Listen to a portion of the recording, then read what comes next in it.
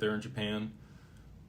You had Yoshitaka Kitao come out and say that, they are going to be using XRP in their financial system, have been trialing it for a long time, and they're looking forward to the U.S., passing the Clarity Act so that the banks and institutions can get on board with that. We did have that, the markup passed last week at a 15-9 vote. They did strike a lot of the red lines that the Democrats had in there out of the bill. So I don't know that they're going to get the additional support that they need in the Senate to get that across the line. That's supposed to be up for vote in the next 30 days here, so that would put it mid-June when we saw that. We also have the Texas Stock Exchange going live. Target date somewhere between July 2nd and the 17th.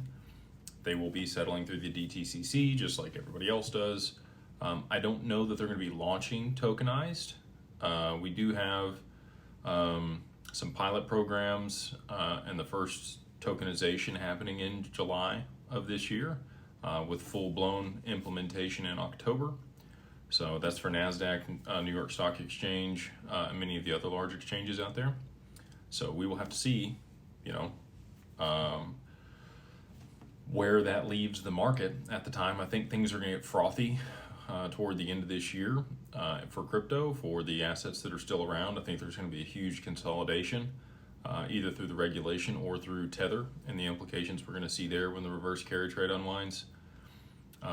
For me, I believe that the first implementation that we're going to see for distributed ledger technology is going to be on the back end settlement component and reconciliation of the stock market with the DTCC.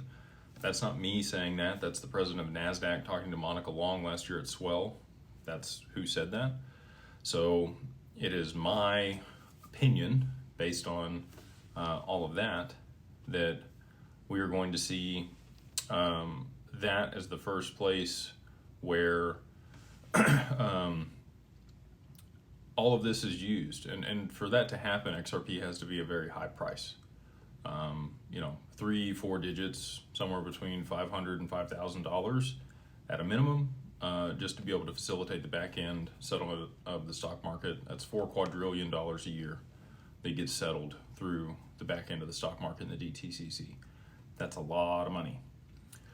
So that's going to require a liquidity mechanism that can facilitate that value transfer. And the only thing that I see in that position is XRP.